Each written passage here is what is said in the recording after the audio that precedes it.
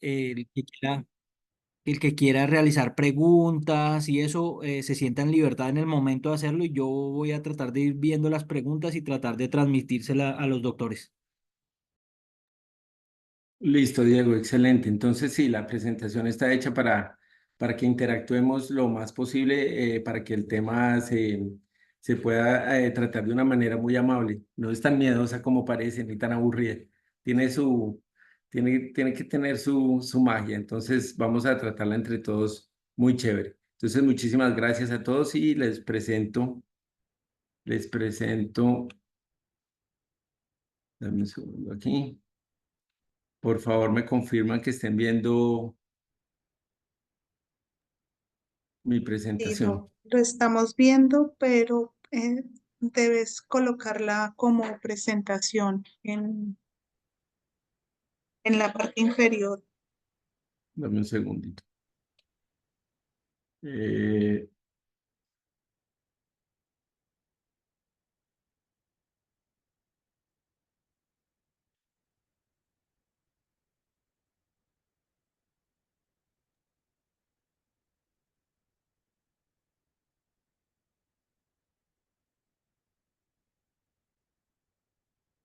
listo. ¿Ok? ¿Estamos? Perfecto, Ahí se ve perfecto. perfecto. Listo. Entonces, bueno, permíteme un segundo. Abro una cosa aquí. Bueno, sí, como dice la presentación, pero no estamos seguros realmente si vemos con los ojos. Entonces, me llamó mucho la atención y parte del proceso que yo estoy haciendo, les comparto esta frase que es como casi un eslogan, que lo tengo adherido siempre a todos los procesos que he hecho de baja visión y pues lo saqué de una caricatura que sigo, pero me parece muy importante y es muy adherido pues al proceso porque realmente en baja visión todo lo que nosotros podamos aprender y todo lo que podamos llevar a cabo va a ser siempre importante para que podamos llevar la mejor solución o la mejor propuesta para las personas que estamos atendiendo. Entonces vamos a iniciar con una definición. Finalmente, o qué se ha dicho, o qué se describe, o cuáles son los consensos sobre qué es la baja visión.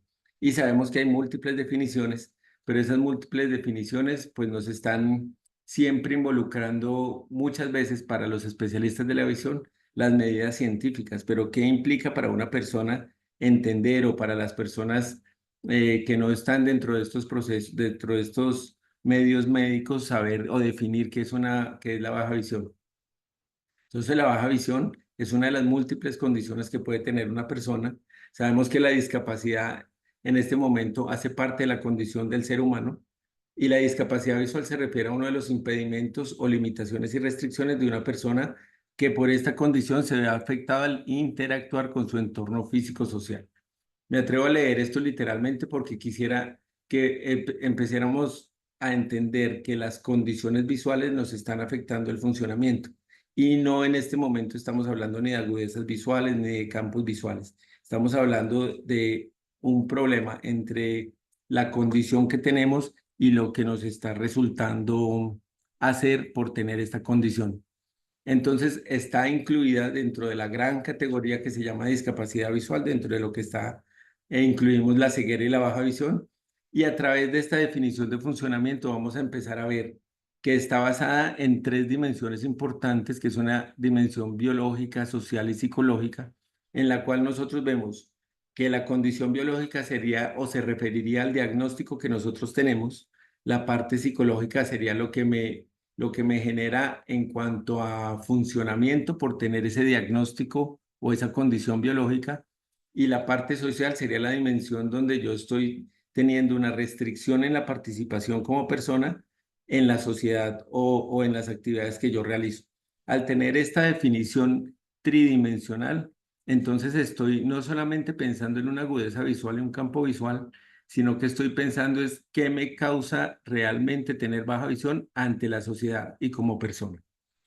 Una de las definiciones que a mí más me gusta, finalmente la del Consejo Europeo, ¿cierto? Dice, también me atrevo a leerla literalmente, que la baja visión describe una anomalía visual que restringe la capacidad de realizar tareas visuales en el día a día. Este impedimento no puede corregirse con gafas normales, lentes de contacto o intervención médica. porque a partir de esto ya estamos generando una relación entre la condición que tengo y la persona que me evalúa o la que me soluciona mi condición visual.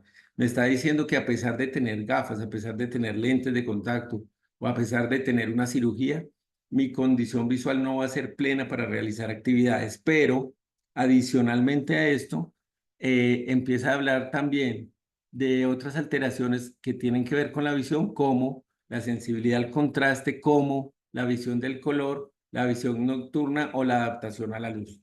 En este momento, pues ya no solamente estamos pensando en agudeza visual, las definiciones clásicas o las que queremos nosotros o queríamos tener en el consultorio se referían básicamente a decir, bueno, ¿cuánto voy a clasificar esto? Si nosotros estamos realizando alguna investigación o queremos hacer parte de grupos, entonces podríamos tener en cuenta esto, que es lo que está definido en la literatura científica, pero sin olvidar que nosotros en este momento deberíamos estar hablando de baja visión, pero con respecto a la persona y su funcionamiento.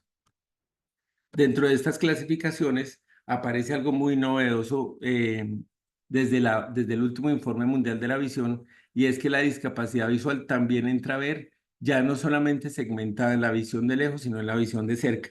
Y de ahí se dispara la cantidad de población que tiene en este momento una condición de baja visión, porque antes solamente se tenía en cuenta la visión de lejos, pero ahora nos dimos cuenta que los estudios muestran que las principales dificultades no se presentaban para ver de lejos, sino para ver de cerca.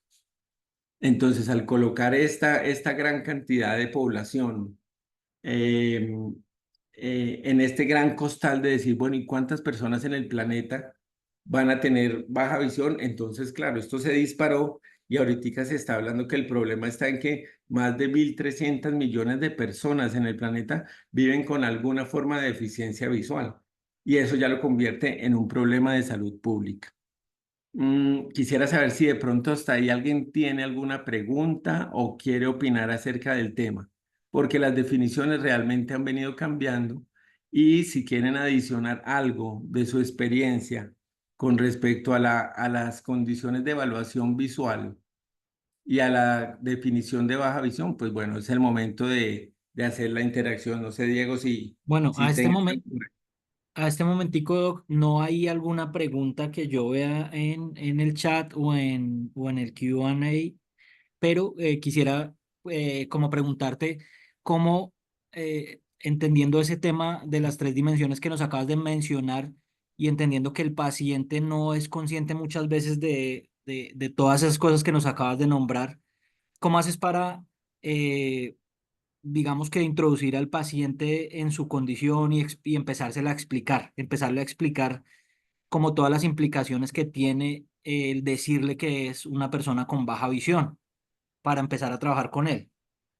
Excelente, Diego. Entonces, el paciente por lo general va a llegar a la consulta, cuando llega a la consulta de baja visión, o hablemos de una consulta de optometría o de oftalmología, porque la pregunta trasciende a todas estas evaluaciones visuales, porque estamos en este momento evaluando la condición de una persona.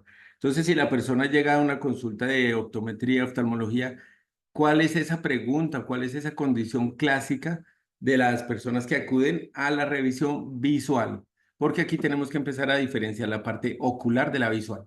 Si la persona va por ardor, por inflamación, por alguna secreción o condiciones de estas, entonces sabemos que es netamente ocular. Ese proceso obviamente lo maneja integralmente el oftalmólogo, y en condiciones primarias en algunos países lo trabajamos optometría. Ahora, separando la parte ocular de la visual, cuando el paciente o la persona llega a acudir a un servicio de salud visual, nos va a decir, no, es que no logro ver tal cosa o siento que se me ha disminuido la visión. Y en ese momento entonces podemos preguntar o podemos empezar a segmentar. Bueno, ¿cuál o por qué o cómo ha notado usted que se le ha disminuido su condición visual? ¿Por qué lo nota? ¿Cuál es esa relación en que usted dice, ¿por qué se me disminuyó? En ese momento ya está relacionando el funcionamiento. Entonces, es que yo antes podía enhebrar la aguja, un ejemplo, ¿no? Entonces ahora no puedo, listo, ahí hay una disminución. Pasamos al examen, etc. Y cuando le hacemos el examen, Si logramos con las gafas hacer que es, o con la corrección óptica, hacer que esa persona enhebre la aguja, listo, sale de baja visión. Pero si por mejor corrección que le coloquemos, por mejor intervención que se le haga con sus lentes de contacto, o posiblemente digamos, vamos a hacer una cirugía y después de la cirugía no es capaz de enhebrar esa aguja, en ese momento estamos teniendo una condición biológica que sería la razón por la cual el ojo no logra o su sistema visual no logra enfocar o hacer la actividad de permitir que la persona enhebre la aguja. Entonces, mira que ahí ya estamos relacionando la parte biológica, que sería su diagnóstico oculovisual, y la parte funcional, que sería no enhebrar la aguja. ¿Cuál sería la parte psicológica? Que en este momento, pues, esta dimensión confunde un poco y no se refiere a la parte mental. La psiquis en este momento, o la psico, en este momento la dimensión es qué me causa tener ese daño biológico. Significaría tener pérdida de agudeza visual, escotomas, pérdida del campo visual, deslumbramiento, pérdida de la visión al movimiento, pérdida o alteración de la estereopsis. Entonces, esa sería eso sería lo que me genera mi condición biológica. Un ejemplo, condición biológica, catarata. ¿Qué me genera la catarata? Pérdida de la nitidez de la visión y deslumbramiento. ¿Qué no me permite hacer? No me permite enhebrar la aguja, no me permite ver televisión con claridad y me molesta mucho la luz. Básicamente eso sería, Diego. No sé si de pronto quedó claro o quieren de Sí, pronto andar en el tema. sí, están muy claros y ya se han pues atrevido un poco acá los doctores a empezarte a preguntar algunas cosas, entonces te las voy a empezar a transmitir. El doctor Félix Leiva nos pregunta, según la clasificación de baja visión por agudeza visual, ¿se podría considerar un paciente ambliope como baja visión? Uy, es una pregunta que me ha taladrado mucho, pero si la estamos basando en el funcionamiento como su único ojo y el ojo es ambliope, sí se considera baja visión. Si el otro ojo recupera su funcionalidad completamente y le permite realizar tareas, no es baja visión. Entonces dependería de la condición, si es ojo único funcional. Si ese ojo único funcional presenta una ambliopía profunda que no permite realizar las tareas, sí es considerado baja visión. Es una pregunta chéverísima. Es súper buena, sí. Por Mm. otra parte, te voy a hacer dos preguntas en uno. Acá nos está preguntando que desde qué agudeza visual consideras para iniciar el tratamiento de baja visión, de ayudas diagnósticas de baja visión. Y aprovecho para unirle una pregunta y es, ¿cuáles barreras tú crees que desde optometría funcional, de oftalmología, son las más importantes para que los pacientes accedan o lleguen a la especialidad de baja visión? Bueno, muy chévere. La edad en la baja visión, les cuento aquí, entre comillas, difiere mucho de los procesos tiflológicos o interacción con ceguera. Eh, la ceguera sí es, por lo general se empiezan a hacer tratamientos más o menos después de los 5 años para hacer intervenciones en cuanto a manejos de ayudas tiflológicas, las ayudas de manejo del bastón, el reconocimiento de figuras o incluso un poquito antes, pero sí se recomienda tiflología hasta más o menos después de los 4 o 5 años. En baja visión se puede empezar a hacer manejo más o menos, hablando de baja visión como tal, desde los 2 años en adelante, pero antes de los 2 años nosotros tenemos unos procesos que se llaman estimulación visual temprana. Dentro de este proceso de estimulación visual temprana, entramos a ver actividades como las que realiza el doctor Salim, posiblemente, y por eso me parecía muy bonita y muy chévere esta invitación en equipo, porque muchas veces yo también busco en otras disciplinas de la optometría apoyo para poder realizar soluciones visuales. Una de estas soluciones, digamos, en los niños es hacer estimulación visual. La estimulación se realiza en niños prematuros y se busca desarrollar lo máximo posible el sistema hasta los 4 o 8 años, como se tiene pensado en la literatura. Entonces, ¿qué barreras se tienen en estos casos? Pues más adelante las iba a nombrar en cuanto a los problemas de salud pública, pero una de las principales barreras es encontrar, en este caso, uniendo la pregunta, quién nos haga esa estimulación visual. Se necesita cuarto oscuro, se necesitan especialistas en el manejo de la caja de luz, en las diferentes baterías de estimulación como la Natalie Varga, o diferentes otras baterías que se utilizan para hacer esta estimulación y enseñar al ser humano pequeño con problemas del sistema visual a ver, que eso es muy bonito. Entonces, no sé si de pronto ahí Salim quisiera hacer alguna observación también con respecto a estas terapias que se hacen en niños para estimulación visual. Buenas noches para todos. No tenía el audio ahora prendido en el saludo. Pues Esaú, realmente las cosas han cambiado mucho. Ya en el campo que me gusta desempeñarme, pienso que ya no se habla de la terapia como algo tan pasivo, tan quieto, sino la incorporación del movimiento en los procesos de aprendizaje, pues nos ha abierto una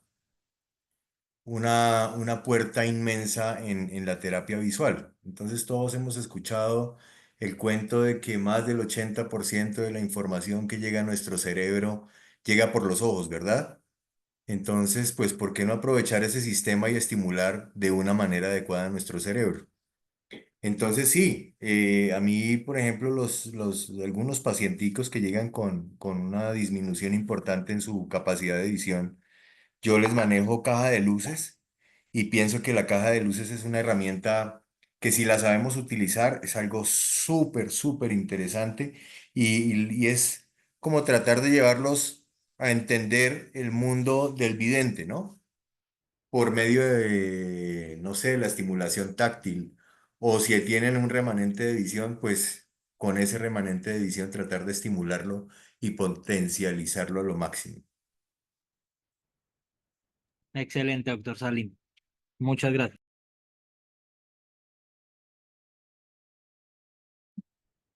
No sé si quieras continuar, doctor Esaú, y la última pregunta es, ¿desde qué agudezas visuales consideras empezar rehabilitación con ayudas diagnósticas, con ayudas de baja visión, perdón? Perdón, ¿me repites, Diego, desde qué edad? ¿Desde qué agudeza visual? Ah, ya.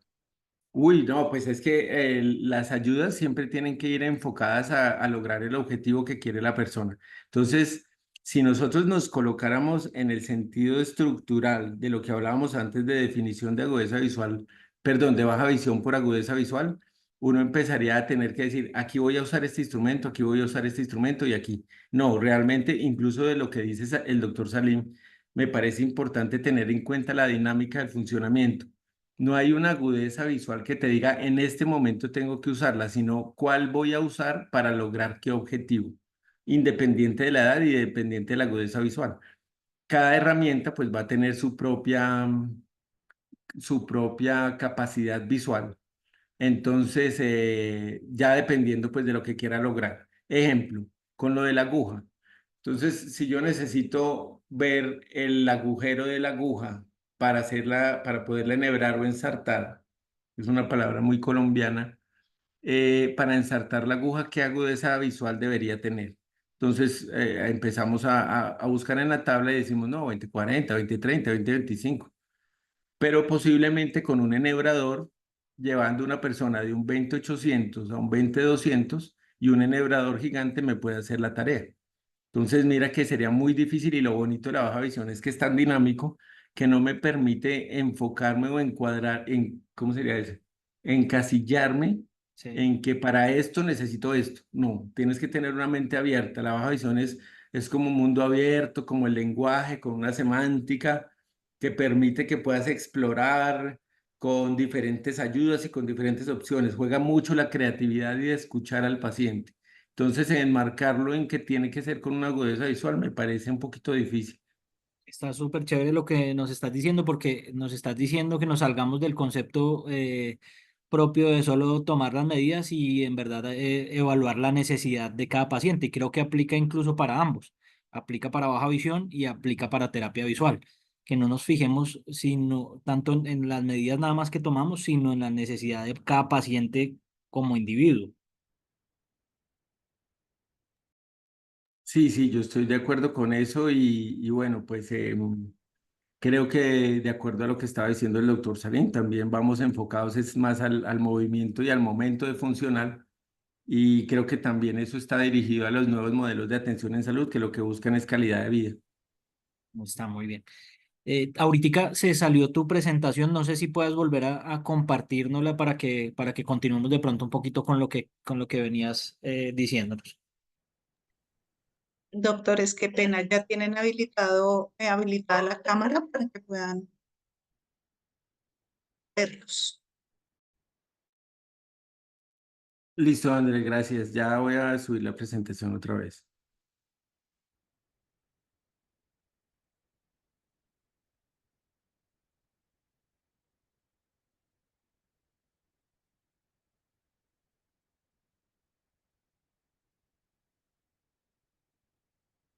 Listo, ahí le estamos viendo.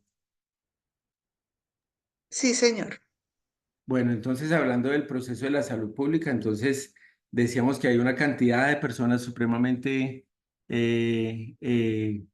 pues son muchas las que en este momento tienen esta condición. Incluso en Colombia es la segunda causa por la cual las personas presentan algún tipo de discapacidad y pues esto nos genera finalmente al tener esto pues unas condiciones de cambio de vida.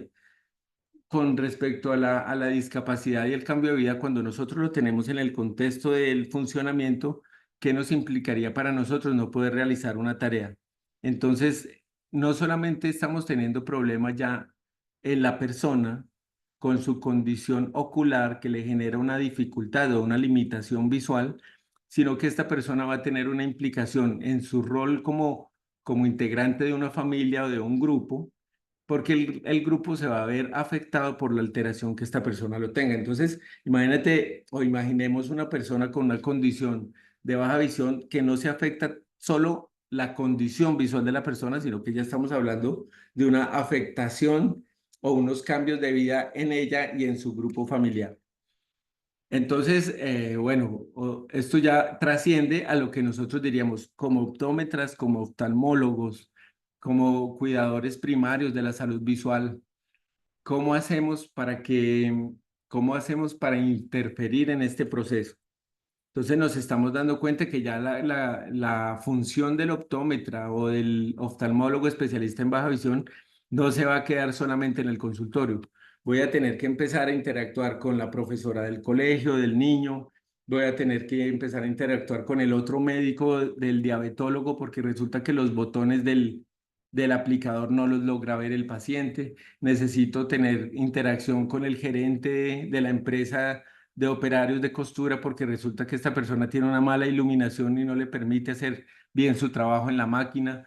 Tengo que tener una interacción con la mesa de salud de la alcaldía para poder colocar esa voz de alerta de las personas con discapacidad para su movimiento en la ciudad. Entonces tengo que empezar a diversificarme y tengo que empezar a tener acciones, no solamente en el consultorio, colocando una lupa o colocando un telescopio y sabiendo que la persona da un paso fuera del consultorio y termina por tener todos sus problemas otra vez. La lupa incluso se la echa al bolsillo y termina por no usarla. Entonces el trabajo de baja visión no va a ser un trabajo que se quede solamente en el consultorio. Ahí tenemos que diversificar y utilizar todo nuestro conocimiento como optómetras, como oftalmólogos, como, digamos, en este caso también grupos, nuestro grupo de rehabilitación, para que podamos hacer de la baja visión realmente una interacción social. Quisiera darle el paso al doctor Salim, porque dentro de estos manejos que uno empieza a hacer de las personas, no solamente en su manejo de su condición visual, sino en su tratamiento, vamos a empezar a ver cómo los manejos multidisciplinarios van a permitir que incluso empecemos a hablar no solamente con nuestro colega optómetra especialista en terapia o contactólogo o pediatra, sino que tenemos que empezar a hablar lenguajes como el diabetólogo, el internista, el materno, alergólogos, para que tengamos un buen manejo integral de la persona, incluso, muy importante, trabajo social, psicología, gestión para la inclusión. Entonces le doy la voz al doctor Salim. Gracias, hombre. Gracias, doctor Esaú. Bueno, yo quise enfocar más la charla a hacer ver al terapeuta visual o al ortoptista como una parte esencial de los equipos interdisciplinarios en en terapia, no solamente en terapia visual, sino también en terapias de rehabilitación neurológica, en donde nosotros tenemos un campo muy, muy amplio. Me llama la atención una cosa que acaba de decir Esaú y es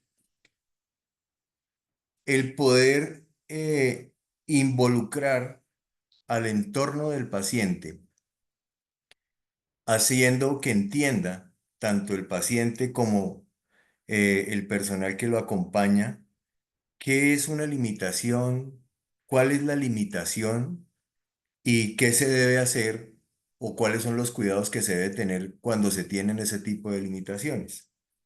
En terapia visual, o yo no sé si a muchos de ustedes les ha sucedido en su consulta de optometría funcional, el simple hecho de tener una ayuda óptica ya hace suponer que el paciente tiene una calidad de visión del 100%.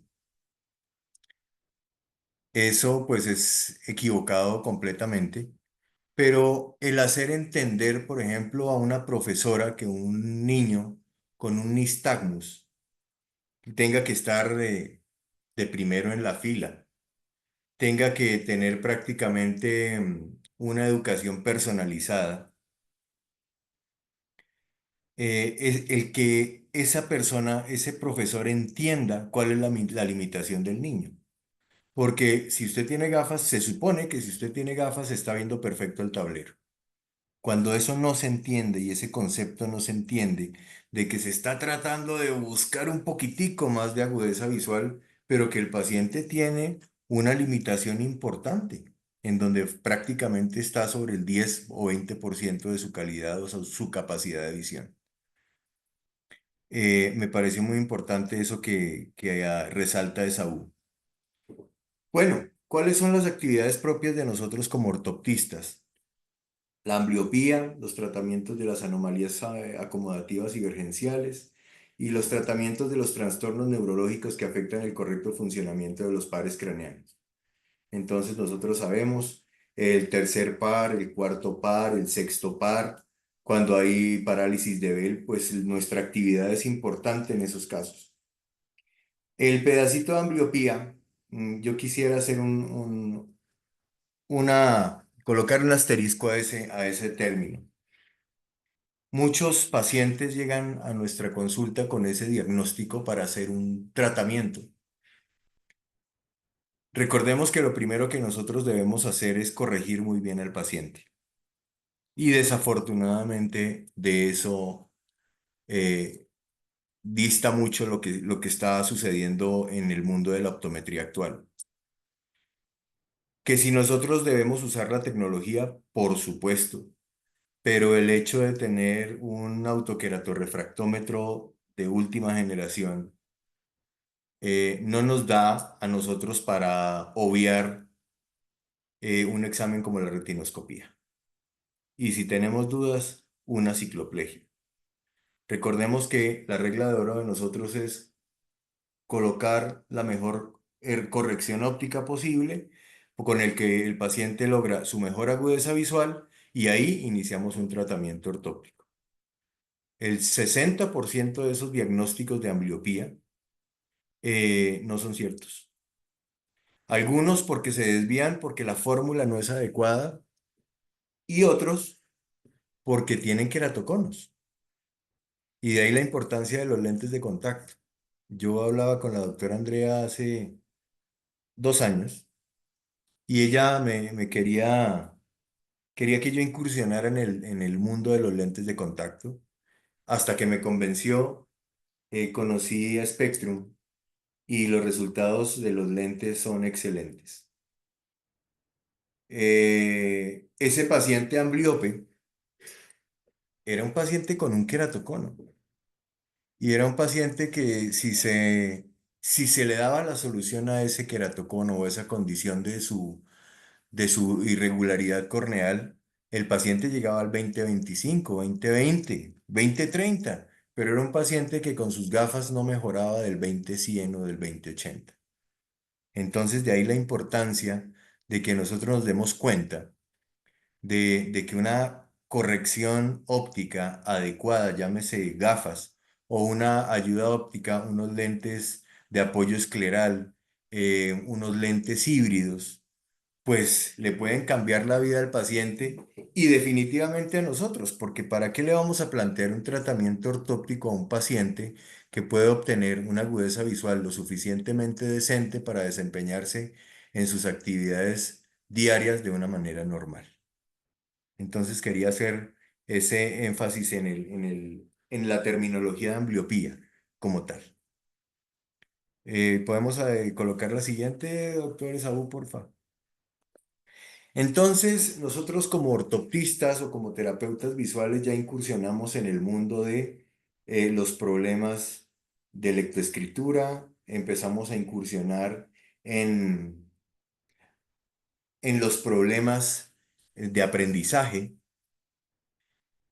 Esto nosotros lo sabíamos hace mucho tiempo y muchos optómetras, colegas de nosotros, profesores de nosotros, nos trataban de enseñar que, por ejemplo, los movimientos oculares, que los movimientos acádicos eran claves en el proceso educativo, que lo acogimos o que no lo acogimos o que lo entendíamos o no lo sabíamos interpretar es diferente. Pero hoy nos damos cuenta que los movimientos oculares, los movimientos sacádicos y nuestro papel como optómetras ortoptistas es importantísimo en los procesos de lectoescritura. Nosotros debemos estar ahí pendientes, no solamente de que el paciente esté viendo el 20/20 o que esté viendo 20/30 o el 20/40. Yo conozco pacientes que tienen agudezas visuales del 20/20 quietos, pero su agudeza visual dinámica es del 20/40. Y un paciente de 20/40, conociendo su limitación, se desempeña mucho mejor que ese paciente de 20/20. No sé si hasta ahora tengamos alguna pregunta. Déjame, Doc, voy a revisar, pero creo que de momento no nos han... de momento no, Doc. Perfecto. Entonces, ¿por qué no nos gusta leer? A veces vemos doble. ¿Y por qué a veces nuestra letrica no es la mejor? Y el papel de nosotros en el desempeño de esos niños frente a su vínculo escolar. Llamémoslo de esa manera porque el niño tiene que ir al colegio y tiene que de alguna manera vincularse a ese colegio. Y desafortunadamente, dependiendo de esa primera impresión, ya a ese niño se le coloca una etiqueta. Si el niño contestó bien, el niño es inteligente, y si el niño contestó mal, ya tiene una etiqueta. Si el niño se mueve mucho, ya tiene otro tipo de etiqueta. En nuestra sociedad nos gusta mucho etiquetar, pero nunca nos ponemos realmente en los pantalones del otro para saber cuál es su condición o por qué no le rinde posiblemente igual que a los otros estudiantes. Siguiente, doctor, por favor. Doctor, una preguntita que nos hacen acá que Señor. me parece importante. Nos piden un poco que nos definas un poco el tema de la agudeza visual dinámica y de cuál es la relevancia de esta agudeza visual. La agudeza visual dinámica es el movimiento, es una agudeza visual, una capacidad o una cantidad de visión en movimiento. Por ejemplo, no es lo mismo un paciente que está sentado frente a su monitor todo el día a una persona que es conductor. El conductor es un paciente que tiene que tener su agudeza visual dinámica muy desarrollada, porque es el movimiento como tal. Por eso la importancia del movimiento en los procesos de la terapia actual. Ya no nos sentamos a hacer terapia 40 minutos, porque sabíamos que la deserción era altísima en esos niños, porque lo primero en que pensábamos era en una disminución de su agudeza visual. Lo segundo, que los ojos no estaban alineados. Un niño con una disminución de agudeza visual, con ojos no alineados, pues es un niño que pierde su atención, es un niño que no tiene concentración, pues ¿cómo lo vamos a tener 40 minutos sentado haciéndole terapia? La deserción era altísima. A la tercera sesión ya no volvían porque siempre le hacen lo mismo. Entonces, no es que no valga la pena, ojo, vale la pena, pero lo más interesante y lo más importante es que el paciente inicie su tratamiento, sepa qué está haciendo en su tratamiento, cuál es el logro que nosotros debemos tener, por lo menos un logro corto diario en terapia, y cuál es el resultado final.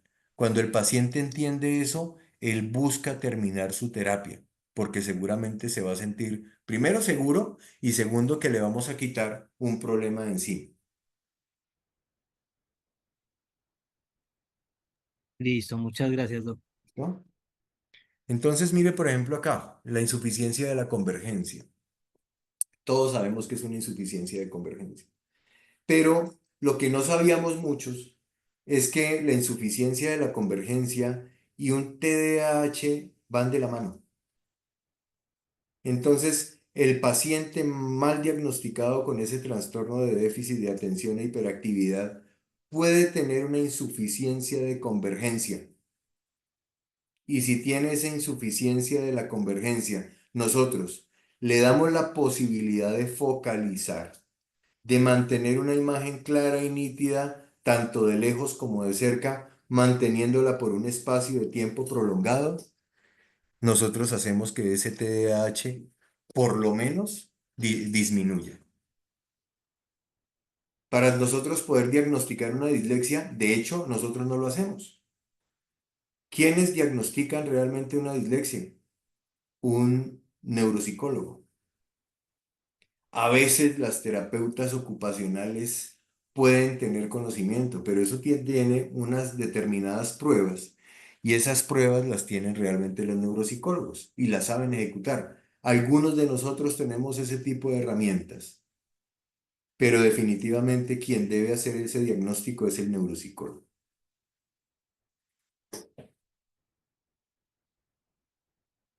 Y el paciente con nistagmus que les contaba ahorita, la condición del nistagmus es una condición bien importante, muy interesante, en donde nosotros siempre pensamos que hay un nistagmus y de lo primero que hablamos es de un paciente albino o un paciente con un problema neurológico, ¿verdad?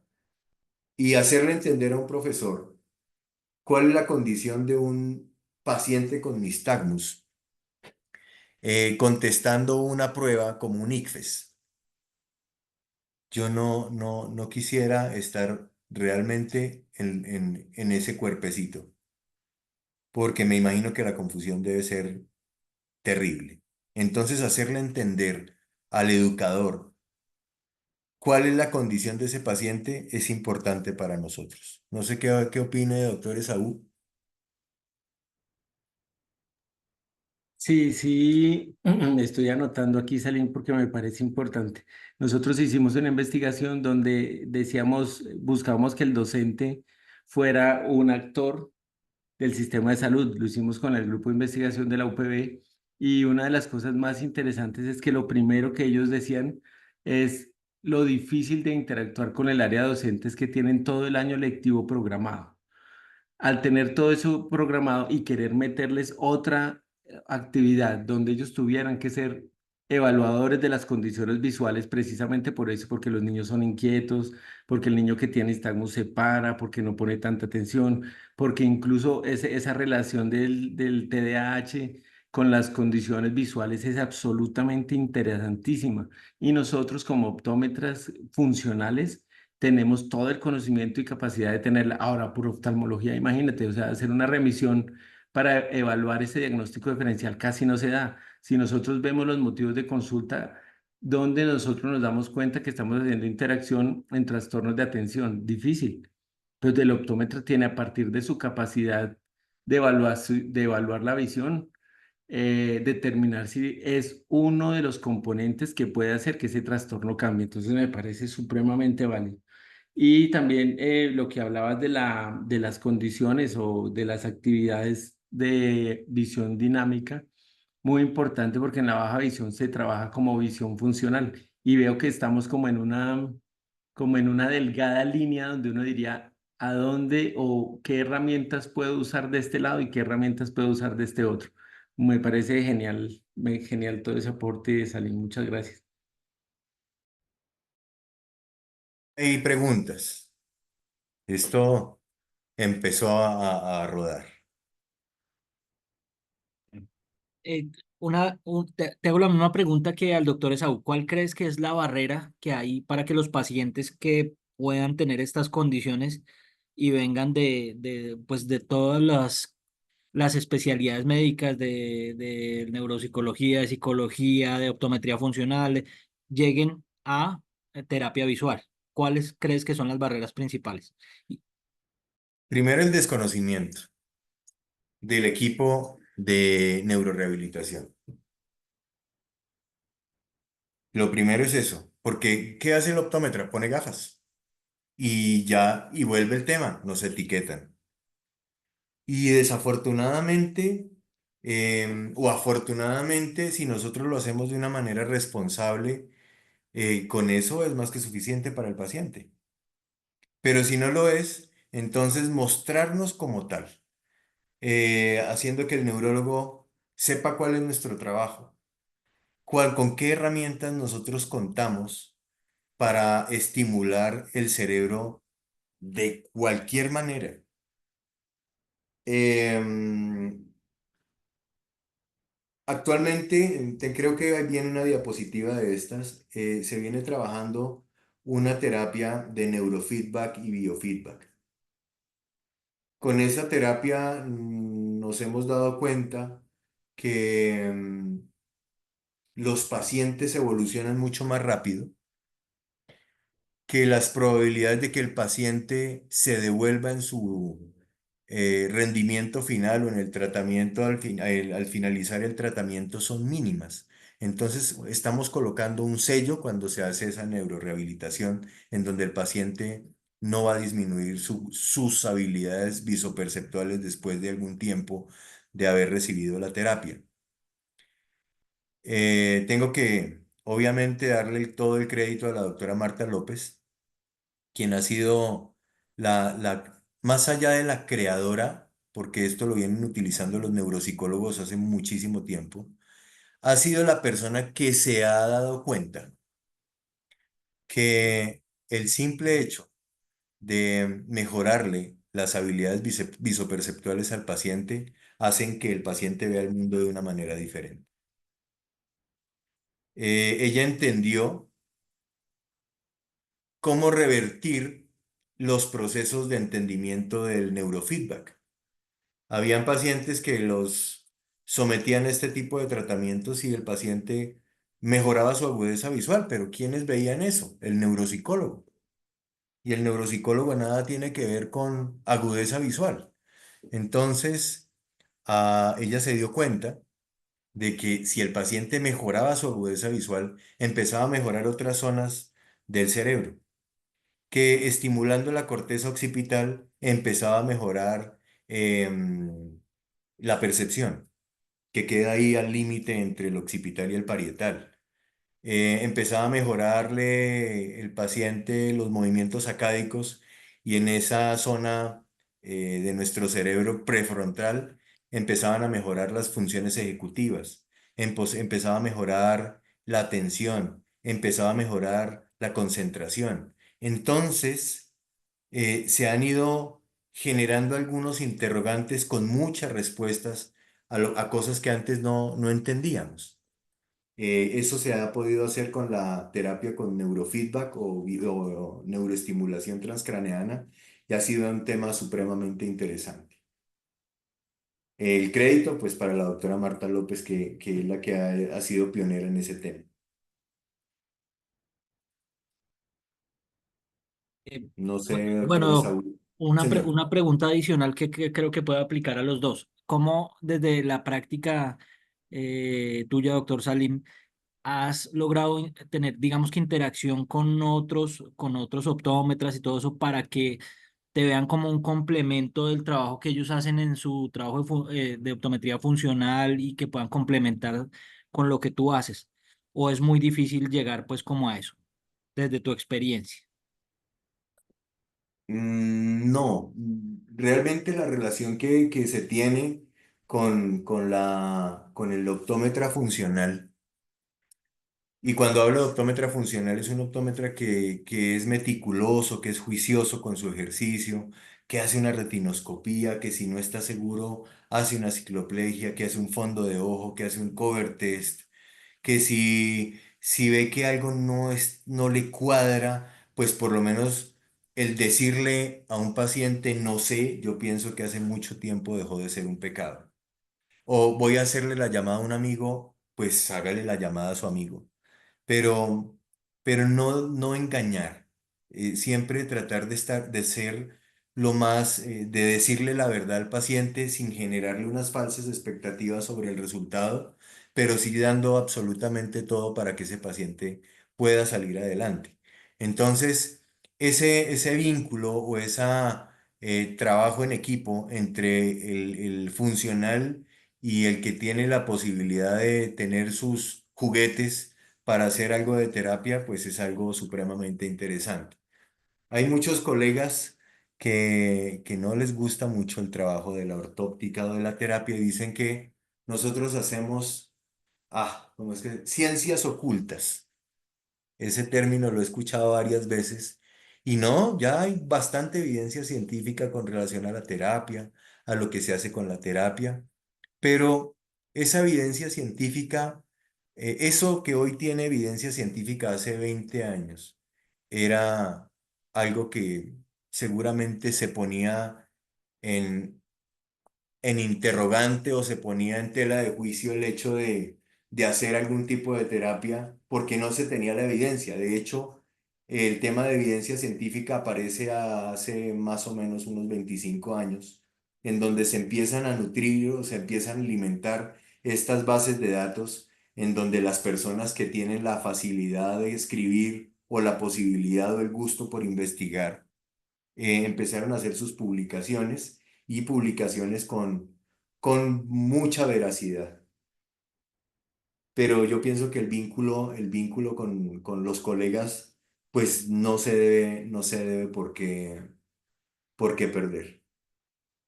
Doctor Salim, dentro de esos juguetes que usas y todo eso para trabajar y estimular a estos pacientes, ¿haces algún tipo de seguimiento con pruebas de ser pertinente de electrofisiología o algo para ir como mostrando los resultados de alguna manera más eh, tangible, digámoslo así? Lo primero que se hace es un mapeo cerebral y el mapeo cerebral viene diseñado para que lo entiendan los neuropsicólogos. Pero la gran sorpresa es que en ese mapeo cerebral nosotros también tenemos mapas de calor y mapas de color, que nosotros muy bien entendemos porque hacemos topografía, ¿cierto? Y sabemos que las áreas rojas son las áreas de riesgo y las áreas azules son las áreas tranquilas, las áreas verdes también son áreas tranquilas. Entonces, al tener algo de similitud, pues nosotros entendemos bastante bien cómo está funcionando ese cerebro gracias a ese mapa de calor y al mapa de color. Pero lo primero que se hace es un mapeo cerebral. Con el mapeo cerebral se identifican las zonas que pueden estar alteradas y al identificarse esas zonas ya se sabe o se plantea un protocolo de tratamiento para hacer, primero, el seguimiento. Normalmente se hace la terapia y el mapeo cerebral no se le tiene que hacer nuevamente a los 3 meses, porque lo más seguro es que el paciente no haya modificado su anatomía o su funcionalidad, porque el mapeo cerebral nos da una lectura en tiempo real de la función del cerebro. Entonces seguramente en 3 meses no lo hemos modificado, pero la actitud del paciente sí se ha modificado. Pero sí tenemos esa herramienta grande, grande que es el mapeo cerebral. Muchas gracias, Doc. No sé si el doctor Esaú quiera participar en esta parte del tema y es contándonos ese tema de su relación con otros profesionales, con otros optómetras, de si en su experiencia los optómetras, digamos que tenemos miedo de referir los pacientes a baja visión por alguna causa o por perder el paciente, qué sé yo. No sé qué puede decirnos de la experiencia que él ha tenido. Bueno, Diego, sí, es un poquito triste por eso, lo que estás diciendo es muy real. O sea, el optómetra, yo esperaría que en la consulta el mayor porcentaje de personas que llegaran fuera remitido por optómetra. En el World Council, creo que fue 2014, se instauró que la optometría era la entidad que se iba a encargar como primera línea a ser los cuidadores de la salud visual a nivel mundial. Entonces, en este orden de ideas, quien comanda los procesos de manejo de condiciones visuales es el optómetra. Pero desafortunadamente sí siento que hay un temor muy grande en incluirse y en manejar los temas de baja visión. Este temor lo desconozco porque finalmente desconozco por qué le pasa esto al optómetra, teniendo en cuenta que lo que se hace en baja visión es una optometría a un alto nivel, pero es una optometría. Entonces, posiblemente el miedo al diagnóstico oftalmológico genere como ese problema de no remisión, pero he tratado de abrirla y dar toda la autoridad al optómetra para que haga la remisión desde su punto de vista, porque acuérdate que nosotros estamos hablando de una condición funcional y el optómetra es el primero en la línea de la visión, que es una condición funcional. Entonces, quien más debería remitir a baja visión y seguir el proceso sería el optómetra. ¿Qué estoy tratando de hacer? Entonces, todas las remisiones que me lleguen por optómetra, siempre se las regreso a ellos para que bajo la prescripción de ayudas hagamos un seguimiento conjunto. O muchas veces con otros colegas que están en otras ciudades, hemos hecho consultas por llamada, por videollamada.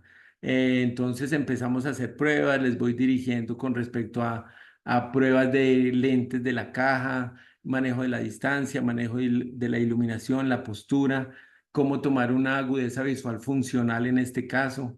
Y realmente nos ha funcionado con compañeros y colegas de Chocó, de San Andrés, nos ha ido muy bien con esto. Entonces, está uno abierto. Yo pienso que manejamos un lenguaje universal. Entonces, sí esperaría que el optómetra perdiera como ese miedo a hacer esas remisiones a partir de su visión funcional, no necesariamente el diagnóstico oftalmológico. Para eso, pues obviamente el oftalmólogo tiene su función y él va a hacer su remisión y me llegan con el diagnóstico oftalmológico. A partir de ese es que nosotros trabajamos, pero el funcional es un diagnóstico absolutamente importante. Hablar de una ojo único funcional o una pérdida de capacidad visual por una opacidad corneal o una molestia a la luz o una dificultad para manejar las adaptaciones a los cambios de iluminación, todo eso es de optometría. Entonces, bueno, esa sería como mi opinión con respecto a eso. Muchas gracias, Doc. Sí, esa era la pregunta, si les hacías feedback a los optómetras y si les hacías retroalimentación para que ellos pues siguieran como al tanto del manejo de su paciente. Eh, no sé si quieras decir algo más, doctor Salim, o si quieres continuar con por qué no les gusta a los niños leer. No, más allá de eso es entender el por qué a un niño no le gusta de esta manera leer. Pues imagínese viendo doble. No le rinde. Y si él tiene que ver al tablero y tiene que mejor, bueno, copiar la tarea, pues no le va a rendir. Si tiene una memoria visual no adecuada ni para la edad ni para la agudeza visual, pues terrible para ese paciente. Como ahora podemos tener un celular, entonces son los niños que se van al tablero y le toman la foto de la tarea. Muchos está viendo eso. En los salones de clase de las universidades se ve eso. Ya no les interesa copiar, sino van y le toman una foto a lo que se deje y ya, y solucionado. Pero entonces, digamos, es una solución transitoria. Pero a un niño que tenga un problema visual no corregido, unas habilidades visuales, no, por lo menos evaluarlas y con esas habilidades visuales saber en qué condiciones él interpreta la información que está llegando, pues gracias al sistema visual, pues el paciente puede empezar a rendir o uno puede empezar a mejorar la condición de ese paciente, ya sea niño o sea grande. Porque también hay un TDAH en el adulto, ¿no? Eso es importante tenerlo en cuenta. Siguiente, doctor Esaú, porfa. Bueno, está la evidencia científica de la insuficiencia de convergencia. Ya hay muchos estudios con relación a la insuficiencia de la convergencia. Están las terapias convencionales que nosotros hacemos. Algo de comportamental, que también hay muchas personas que lo saben hacer y lo saben hacer de una muy buena forma. Los españoles, por ejemplo, lo hacen bastante bien. Entienden la optometría comportamental como una disciplina muy importante en el desarrollo, en el neurodesarrollo del niño. Entonces ahí está la evidencia científica. Y con el neurofeedback, definitivamente nos damos cuenta que es lo que ojo que lo que voy a decirles no es para que ustedes no hagan la terapia. Seamos juiciosos con la terapia, con el quehacer diario de la terapia, con la implantación de un tratamiento responsable, lo suficientemente bueno y demás. Pero nos damos cuenta que con neurofeedback, a veces, sin necesidad de ser la terapia que nosotros sabemos hacer, se pueden mejorar este tipo de pacientes. La terapia no es solamente el lápiz. Si quiere, doctor Esaú, me regala la siguiente. La terapia visual no es solamente un lápiz. Y por lo menos si hacemos terapia con el lápiz para la casa, por lo menos debemos saber cómo se usa el bendito lápiz. Porque es que a veces vemos pacientes con endotropias que los mandan a acercar el lápiz. Vuelvo y repito, si no sabemos, preguntemos. Si no tenemos las herramientas o no tenemos los juguetes, no importa, preguntemos. Siempre, aquí nosotros manejamos, digamos, un, una, un buen volumen de pacientes para lo de terapia visual y ortóptica. Y ahí no hay tapujos de nada, simplemente es que todos entendamos. Y si el remisor quiere venir y ayudar a hacer terapia, bienvenido será siempre. Ese celo o esa rivalidad definitivamente no debería existir entre nosotros. Y a veces quienes más nos creen son los neurólogos, son los oftalmólogos cuando saben que nosotros hacemos un buen ejercicio. Se dieron cuenta los terapeutas ocupacionales de la importancia del trabajo de nosotros y ya nos están llamando a sus equipos de trabajo. Entonces, si quiere, doctor Saúl, regáleme ese videito, el anterior. Doctor, mientras no sé si nos puedes una pregunta que yo creo que te hacen siempre y es de, pues acabas de contestar algo, pero ¿desde hasta qué edad haces esta estimulación? Aunque ya creo que dijiste algo que en adultos también. No hay edad. Se habla de plasticidad cerebral y la plasticidad cerebral se da hasta el momento de la muerte, hablando de que se supone que se debería morir viejito. Es una demostración en el Alzheimer, por ejemplo. Los pacientes con Alzheimer son pacientes que olvidan sus dolores crónicos de artritis reumatoidea, por ejemplo. Ese tipo de pacientes hace o nos demuestra que existe la plasticidad cerebral y que nuestro cerebro está recambiando. Si ustedes ven el video o vieron el video, la terapia, el siguiente, ese. Si bien es cierto, nosotros podemos tomar las bases de la terapia convencional y por qué no llevarlas a lo grande. ¿Por qué todo en terapia visual tiene que ser pequeñito, cercano? Ahí está la agudeza visual dinámica que era la respuesta para muchas personas que hicieron algún comentario en el chat. Ahí el niño está de pie. se acerca, se aleja, yo le puedo modificar la distancia que hay entre las dos imágenes y la idea es que él tenga los tres pasos de la visión binocular. Si él tiene esos tres pasos de la visión binocular, él puede llegar a hacer este tipo de ejercicios sin ningún problema.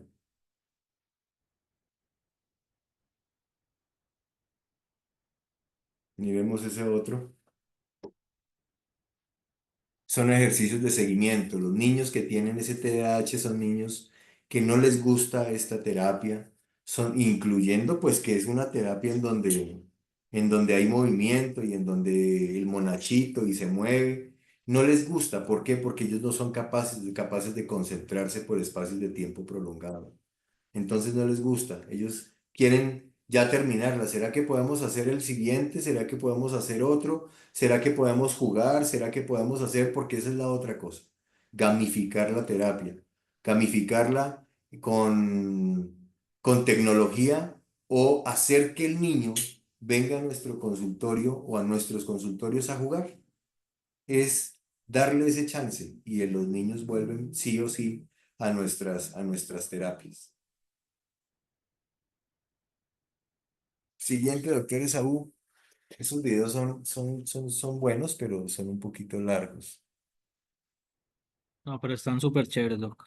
Este, por ejemplo, yo lo utilizo mucho para constancia de forma, atención selectiva, memoria visual. Si ustedes se dan cuenta, la cortinilla de atrás tiene un movimiento hacia adentro y ahí, por ejemplo, está con un movimiento hacia afuera.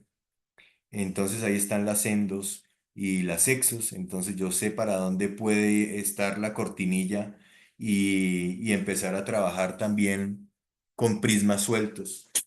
Empezar a trabajar con los prismas de Young. Es excelente el sacar al paciente de lo pequeñito y hacer que juegue con este tipo de programas, por ejemplo. Entonces hay atención selectiva. ¿Cuántos amarillos hay? Él me puede decir cuántos amarillos hay. O si no, aquí en la parte inferior izquierda, ustedes ven que están los mismos muñequitos. Entonces uno selecciona ese muñequito y hace que el paciente vaya y toque el muñequito y se le desaparezca del tablero. Entonces, el que sea más amable la terapia hace que los niños no generen tanta deserción. Habrá uno que otro que no vuelve, pero la deserción es mínima con este tipo de terapias. Es jugar y lo bien que se siente uno, ¿ya? Porque está generando una muy buena terapia, unos muy buenos resultados con altísima tecnología en donde el paciente sabe qué tiene que hacer y por qué lo tiene que hacer y no se le pierde el paciente. Entonces, eso es bastante bueno. Siguiente. Ahí, el fenómeno de amontonamiento que nosotros sabemos que es típico de los pacientes ambliopes. No sé si, bueno, yo creo que la gran mayoría de ustedes son jóvenes y no saben qué era en un periódico que era El Espectador. ¿Dónde está Javier? ¿Sí recuerdan eso? El doctor Esaú sí. No podemos contestar eso porque nos delatamos. No, yo nunca vi Entonces, eso, no lo recuerdo. ¿en dónde está ¿En dónde está Javier? Es eso. Le daban a una serie de pistas y era una cantidad de figuras en una hoja de un periódico grande. Entonces, al lado de la carnicería sobre la calle Quinta, a 5 cuadras de la administración municipal, hay un señor con una gorra verde. Entonces uno tenía que seguir la instrucción, tenía que saber, tenía que entender, tenía que subir las 5 cuadras y entonces ahí lo encontraba y lo rellenaba. Ese tipo de ejercicios son excelentes para los pacientes ambliopes. Pero entonces como pues ya no teníamos ese dónde está Javier, pues ideamos este tipo de terapias donde cada vez se van colocando más artículos y más cosas y simplemente aparece una instrucción.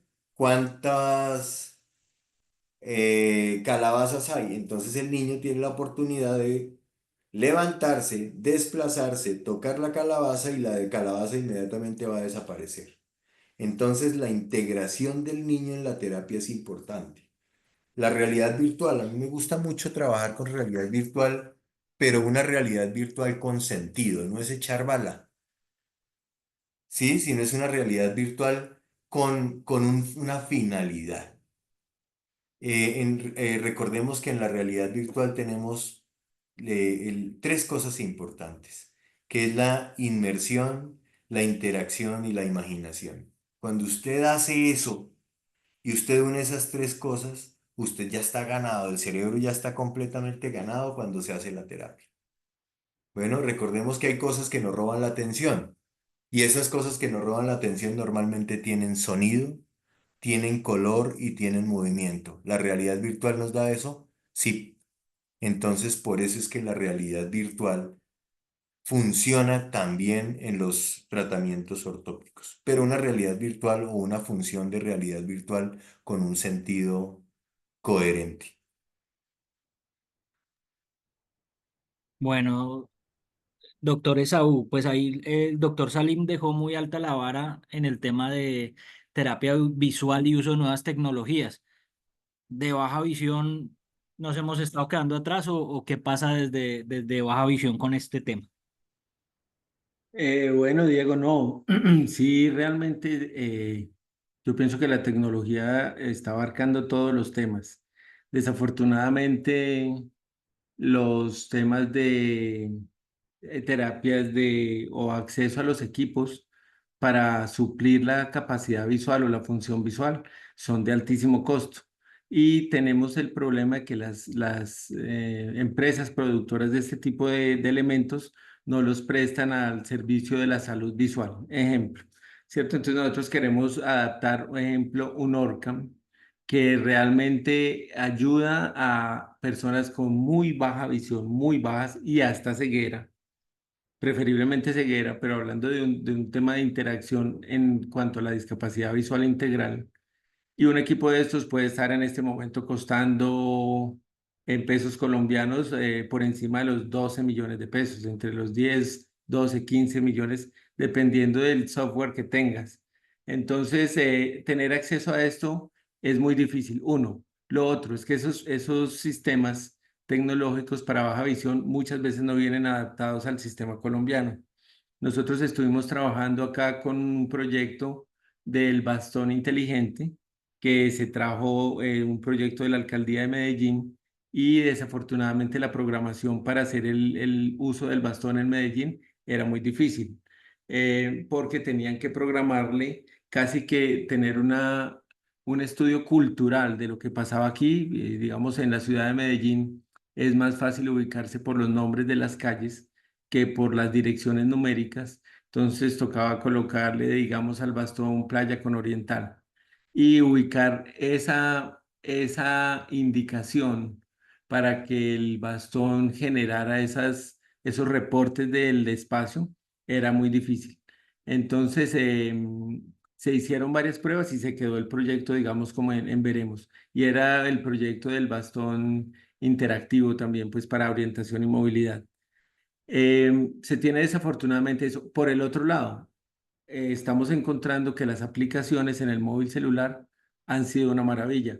Y ahora como pues la mayoría de personas tenemos acceso a un móvil y tenemos acceso a redes de internet, las aplicaciones sí han sido una excelente ayuda.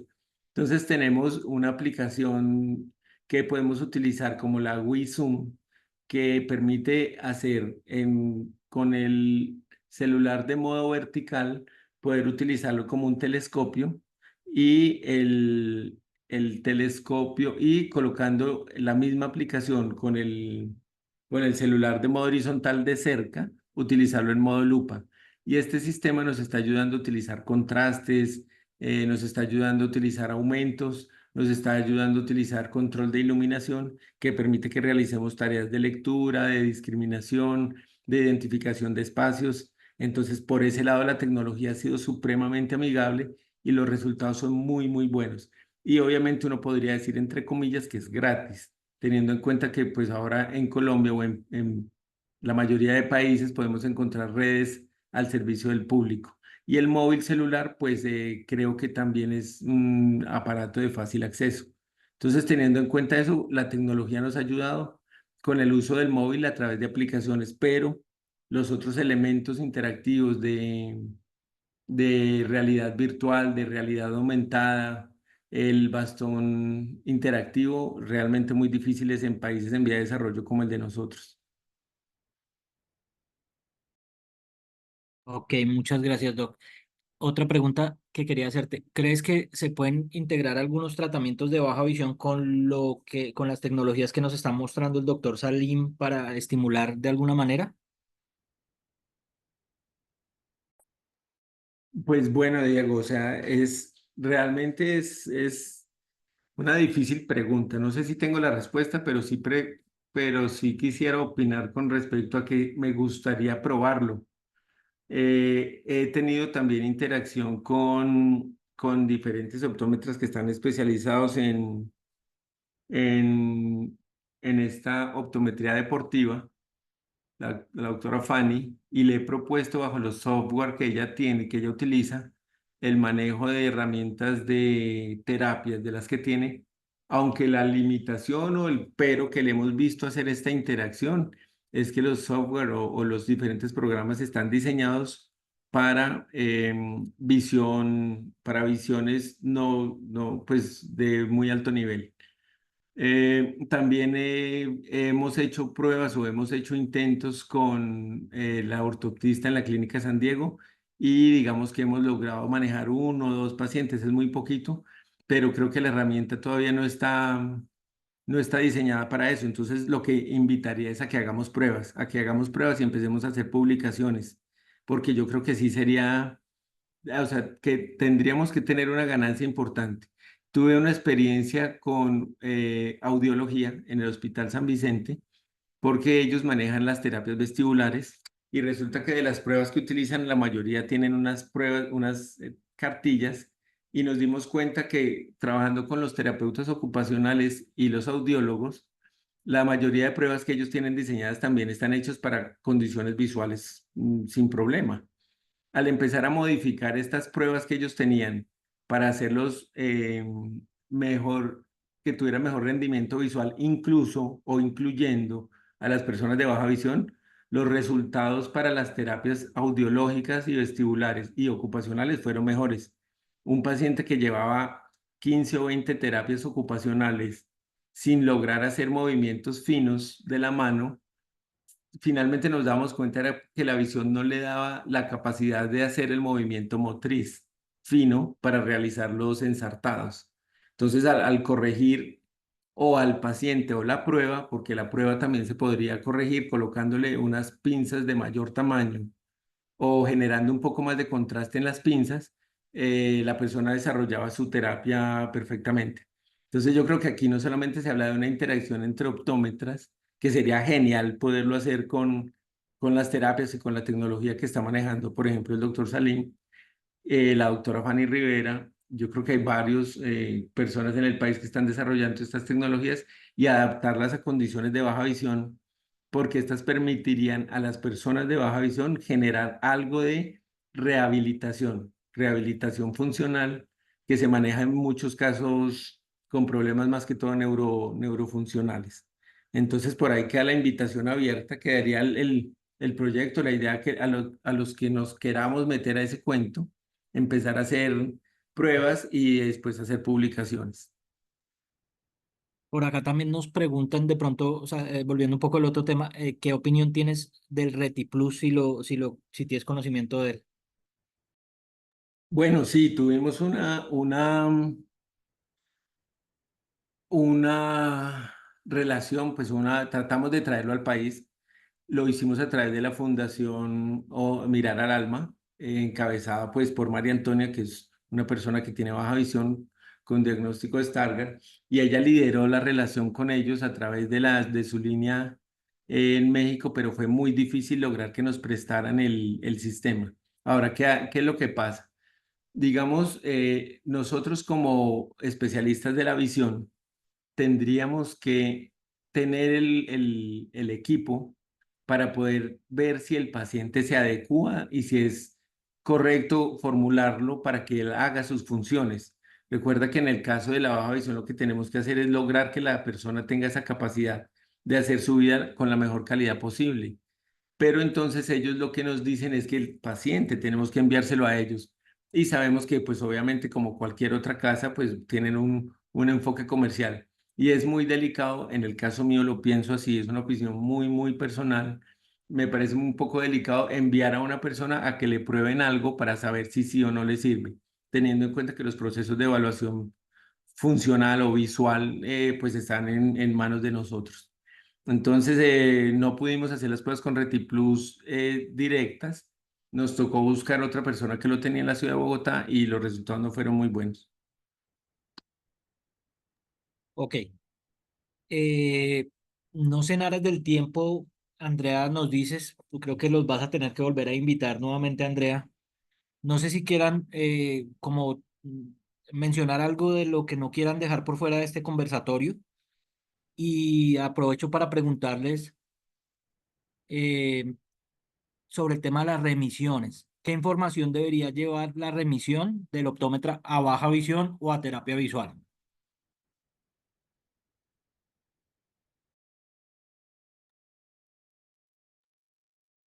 Bueno, Salim, dale, yo te sigo. Bueno, Ay, pues perdón. lo que pasa es que para nosotros en el pregrado a veces no fue tan amable el tema de ortóptica, ¿cierto? Entonces salimos y no queremos saber absolutamente nada de terapia, ni de movimientos, ni de MEM, ni de NOT, ni de amplitud de acomodación, ni de flexibilidad de divergencias. No nos interesa absolutamente nada de eso. Pero si nos damos cuenta, eso es lo que nosotros nos hace diferentes. Em, ¿Qué tiene que tener una remisión?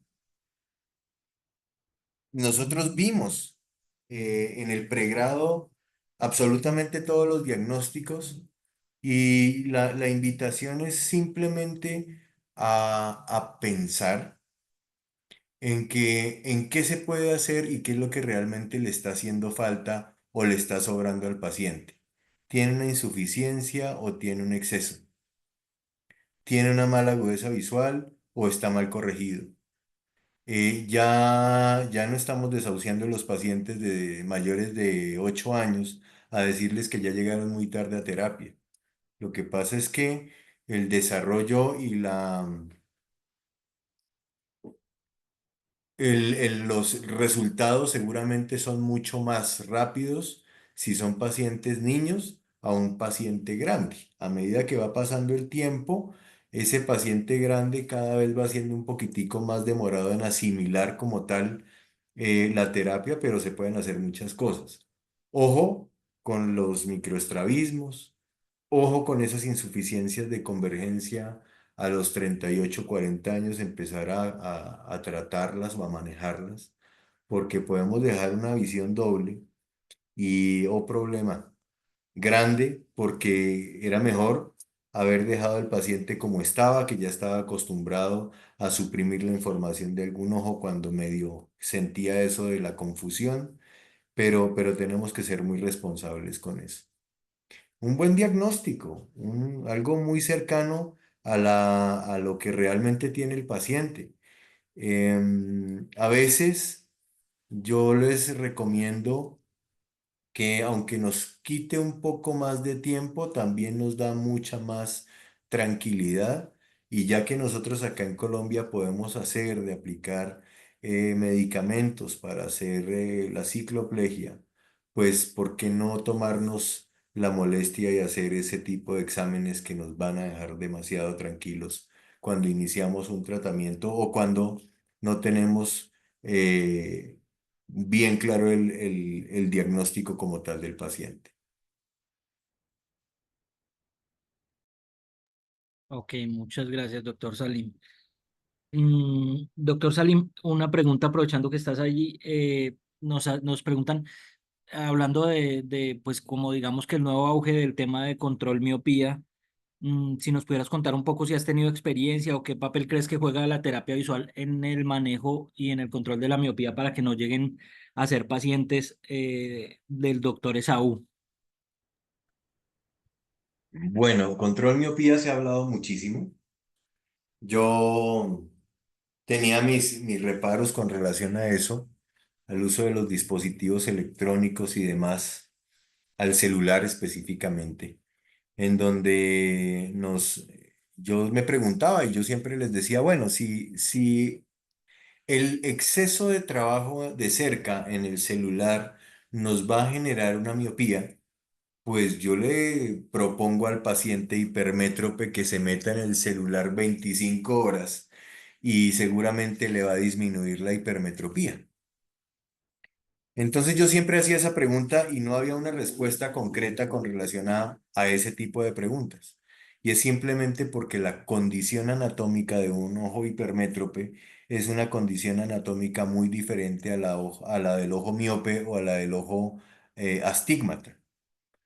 Si nosotros tenemos unos antecedentes o tenemos eh, algo de herencia en una miopía, pues las probabilidades de que se tenga son altísimas. Me gusta mucho el tema farmacológico en el tratamiento o en control miopía. Em, Algunos lentes de contacto me gustan, otros no me gustan. No digo marcas porque no es la idea, pero lo primero que uno tiene que hacer si uno va a hacer control miopía con un lente de contacto es mirar a quién le está soltando los lentes.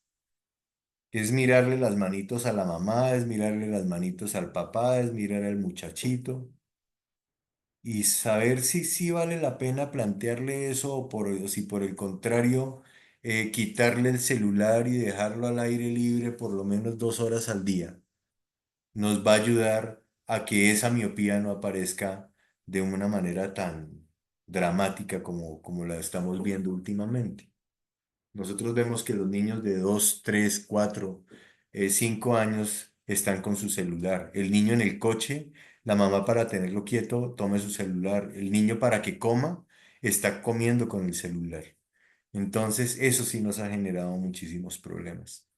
Yo me iría más con condiciones de higiene visual, con unas buenas condiciones de alimentación, unos buenos hábitos alimenticios, con hacer las pausas activas. Eso me gusta mucho.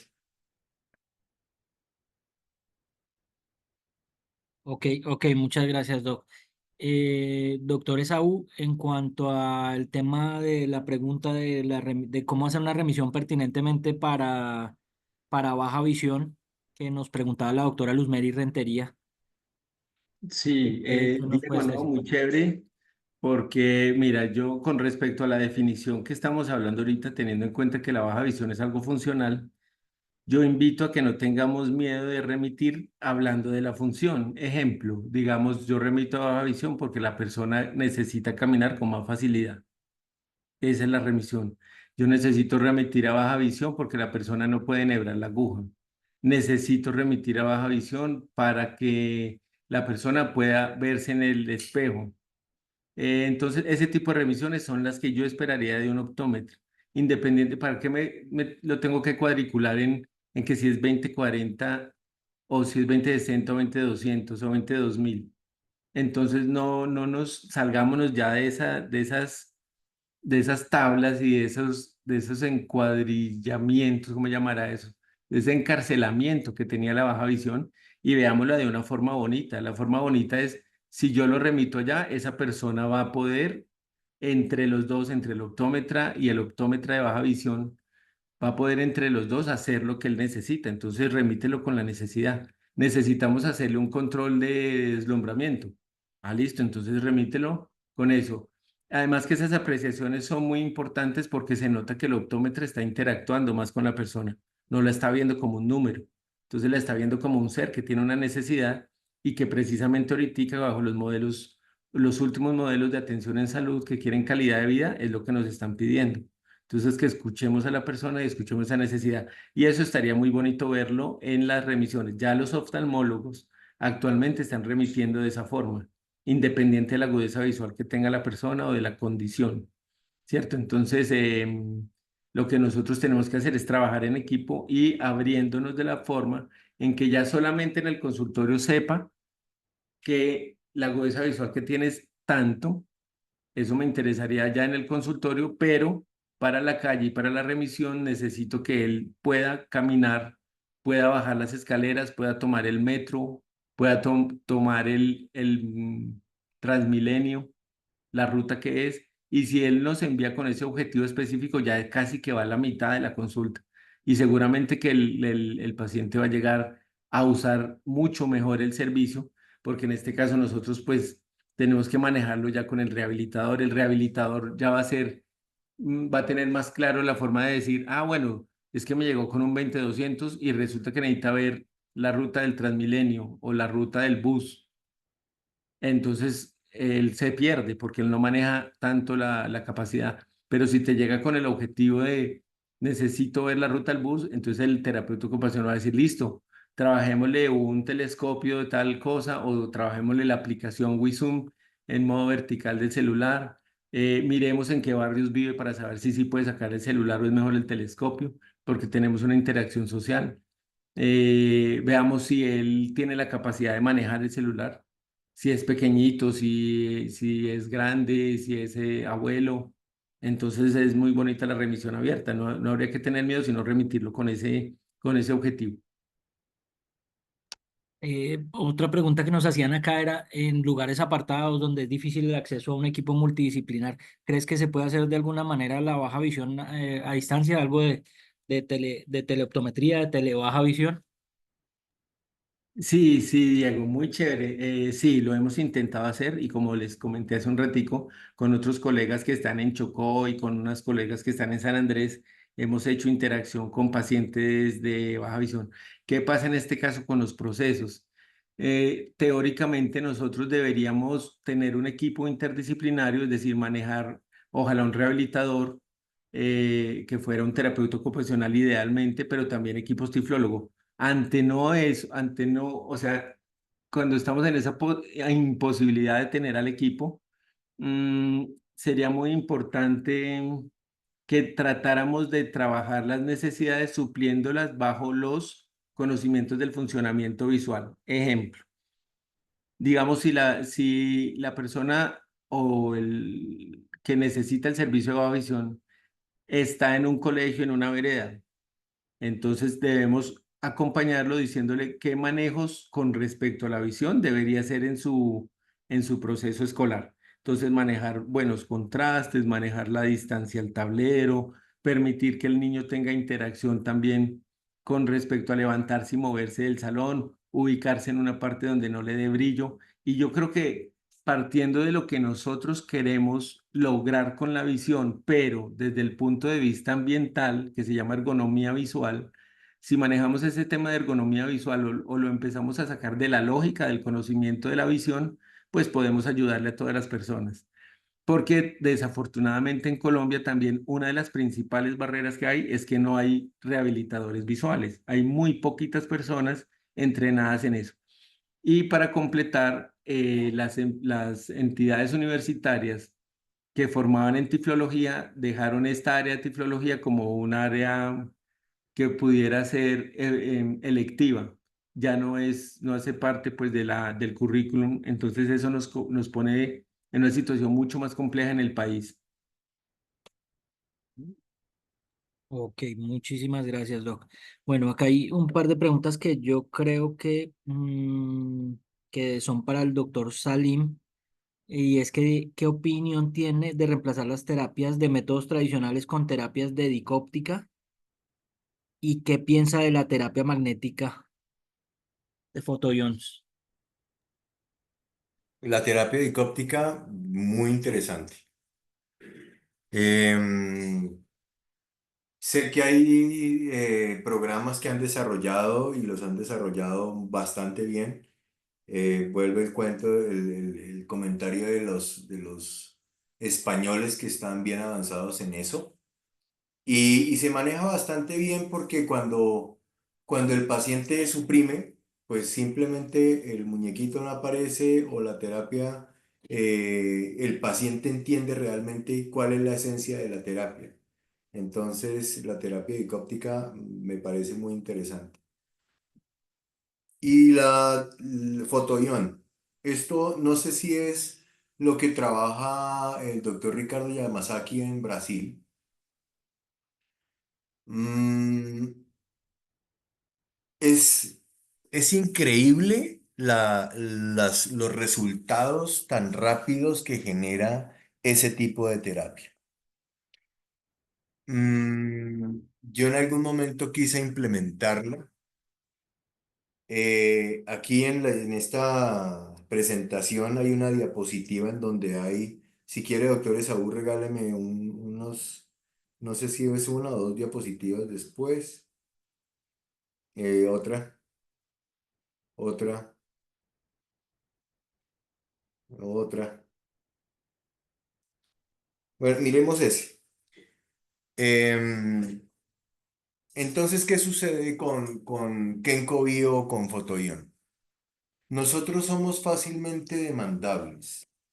Y hay muchas personas que son oportunistas y simplemente están esperando que hagamos más allá de algo indebido, es algo diferente y ellos puedan acogerse de eso para poder generarnos un problema importante. La terapia magnética funciona. Lo que pasa es que nosotros cuando colocamos el equipo no sabemos qué áreas del cerebro se están también afectando por el uso del equipo. Me explico. Mejora la agudeza visual, se maneja para pacientes con glaucoma o con baja visión o con catarata. Y el paciente mejora su agudeza visual. Se habla de que glaucoma es un proceso inflamatorio, ya hay estudios de que eso puede estar sucediendo y si se puede controlar la inflamación, también se podría ayudar a manejar el glaucoma en algunos pacientes. Entonces, como no sé el equipo cuando se coloca los imanes y demás, no sé qué otras áreas del cerebro puede estar afectando, si es solamente lo que yo necesito que se estimule o que se afecte, o puede afectar otras cosas. Pongo un ejemplo. El paciente no sabía que tenía un tumor en la cabeza. Le hacemos la terapia y a los 3, 4 meses el paciente dice, tengo un tumor en la cabeza y fue por la terapia. Nosotros no podemos decirle no, nosotros no podemos decirle sí, pero sí nos puede generar una buena cantidad de problemas. Entonces, por eso, si bien es cierto, la neuroestimulación funciona bastante bien, por eso es que es importante lo de los mapeos. Si yo hago un mapeo, yo sé a dónde tengo que llegar y con las mismas herramientas con las que hago el mapeo, hago la terapia. Y al hacer la terapia y el mapeo, pues voy a la fija. ¿Por qué? Porque le estoy mostrando al paciente qué áreas de su cerebro están afectadas, cuáles yo puedo llegar a afectar directamente, obviamente para bien, y de esa manera puedo revertir un mal concepto que se tenga sobre el diagnóstico que uno o el tratamiento que nosotros hemos planteado. Por eso no me gusta Kenko Bio, pero sé que funciona y el doctor Yamasaki lo ha hecho de una manera muy interesante y cuando hemos tenido la oportunidad de tenerlo aquí en Colombia, ver los resultados tan rápidos en los pacientes como una ambliopía o inclusive el paciente con catarata, pues es increíble. Listo, Doc. Em, Alguien preguntaba, una doctora que por acá se me perdió, si te parece pertinente y útil en una degeneración macular relacionada a la edad hacer neurofeedback, si crees que podría ser funcional. Lo que pasa es que está alterado el tejido. Y si bien es cierto, también puede ser un proceso inflamatorio y uno puede ayudar por lo menos a que no se siga deteriorando la agudeza visual, ya está ayudando mucho. Ok. Entonces, yo pienso que sí se podría manejar, pero cuando hay un daño específico en el tejido, recuerde que nosotros estamos estimulando, estamos haciendo una estimulación transcraneana, estamos tratando de traspasar el cráneo, estimulando unas zonas específicas del cerebro gracias a las frecuencias y a las ondas con las que nosotros podemos manejar el equipo. Pero revertir un cambio anatómico no es tan fácil. Sí, sí, no, yo creo que ella se refería más un poco a lo segundo que mencionas y si fuera pues de alguna utilidad. Eh, y pues me imagino que teniendo en cuenta las necesidades y las expectativas de ese paciente, pues siéndoles claro en qué es lo que estamos haciendo. Lo otro es, no sé, André, qué tiempo tenemos, Pues, pero dime. Dieguito, yo creo que ya vamos a completar casi 2 horas. Siempre he creído que este tema tiene bueno, mucha tela para cortar, digámoslo así, y yo creo que sí podríamos hacer una siguiente sesión, porque mucha gente está interesada, pero se ha alargado. Siempre que es este tipo de temas o pediatría, es muy denso. Entonces, Sí, no sí. sé, doctores, Eh, ustedes dirán si en una próxima ocasión nos pueden volver a acompañar.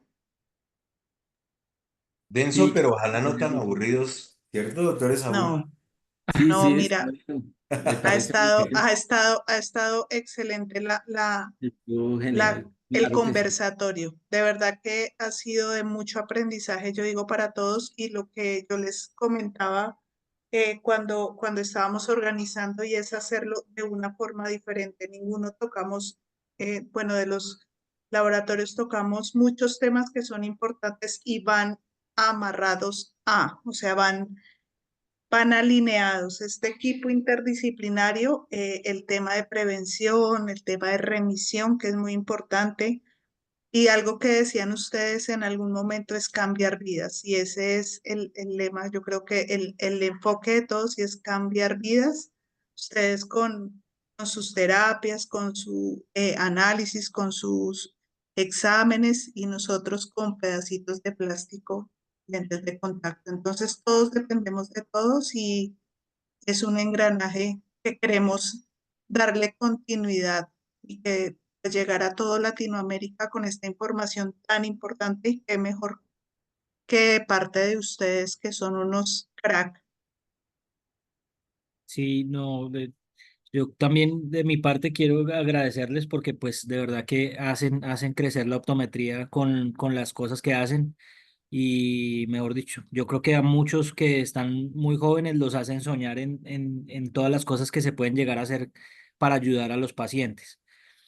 Y no sé si quieran de pronto dejar un mensaje final para que no quieran dejar pasar y que querían dejar en esta charla para la especialidad de cada uno y que sea como relevante para que todos nosotros como colegas podamos tener en cuenta de su especialidad.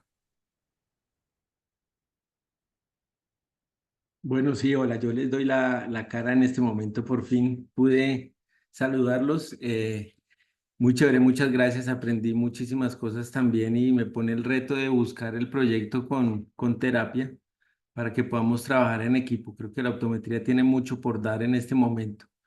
Entonces, sí, me parece muy importante. Por ahí estaba leyendo que se debería hacer un congreso de baja visión y me parece muy bien, no solamente un congreso, sino un concierto o una actividad que nos muestre la realidad de las personas. Hace un par de años, un pintor de baja visión hizo un congreso de discapacidad visual en donde la perspectiva y las exposiciones eran hechas por las personas que tenían la condición.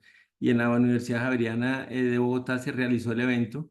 Me parece que ha sido uno de los mejores congresos a los que he ido en mi vida como especialista y realmente me di cuenta que conocemos muy poco de lo que podríamos llegar a ser con respecto a nuestra sociedad y a nuestras personas.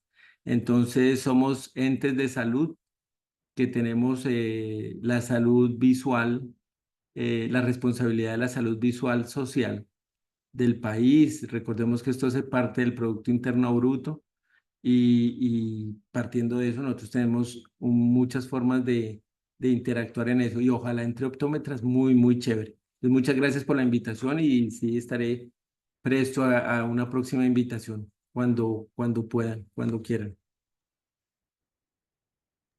Sería muy, muy, muy Gracias. interesante. Sí, Doc. Y ya que nos diste el aval, créeme que así va a ser. Doctor Salim, No, pues yo quiero agradecer la invitación. Fue un honor estar con el doctor Esaú. Qué chévere, hermano. Qué bueno que esté trabajando todo esto, que lo está trabajando bien. Nada, 120 y pico de personas siempre conectados. Pienso que nos tiene que quedar a todos un poquito de algo de lo que hablamos. Bueno, no está la verdad revelada, pero trabajamos con mucha responsabilidad buscando que las cosas funcionen en pro de nuestros pacientes. Entonces, pues muchas gracias, muy interesante el haber estado en este conversatorio y pues si yo puedo ayudarles en algo, con el mayor gusto lo voy a hacer. Sé que por el intermedio de Andrea y Spectrum podemos tener contacto y si hay necesidad de una segunda sesión, pues miramos a ver cómo podemos colaborar con eso. muchísimas gracias, doctores. De verdad que para nosotros es un honor estar con ustedes y que nos den tanto conocimiento. De verdad que sí tenemos que dar continuidad a una segunda sesión. Hay mucha gente interesada y, y creo que podemos aprender cada día más. Entonces, muchísimas gracias a todos, gracias a los a los participantes. De verdad, muchísimas gracias, doctor Diego. Muchísimas gracias. Muchas gracias, no, muchas gracias a ustedes y de verdad que chévere este conversatorio y yo estoy seguro que mucha gente le van a quedar muchos pedacitos de información que van a ser de mucha utilidad para los pacientes. También vale la pena que si vemos en el chat, muchas felicitaciones. De verdad que les pareció un excelente conversatorio. La doctora Diana Cruz, la doctora Reselena, muchísimos todos dando las gracias y felicitándolos a ustedes por tan excelente ponencia. Entonces, muchas gracias y Y un lo, feliz descanso. y lo del Congreso en República Dominicana ya nos Eso vamos yo iba a todos, decir, ¿no? ese yo Sí, me sí. apunto, pero total. Yo puedo, si, pues, si hay, Aunque si podemos no sé meterle, mucho de baja visión, pero pues si podemos meter alguna algo de cosa lentes de se... contacto, ahí también yo me apunto. No, mira, República Dominicana es una ciudad que tenemos que visitar, una ciudad, país que tenemos que visitar y donde vamos a poder aportar todos como equipo interdisciplinario muchas cosas bonitas. Entonces, los doctores ya están escribiendo y podríamos organizar. Listo. Bueno, Muchísimas Creo que gracias a sí. una todos. feliz noche y Muchas muchas gracias. gracias, gracias a Feliz todos. Gracias. noche. Hasta luego. Gracias. Chao. Hasta luego.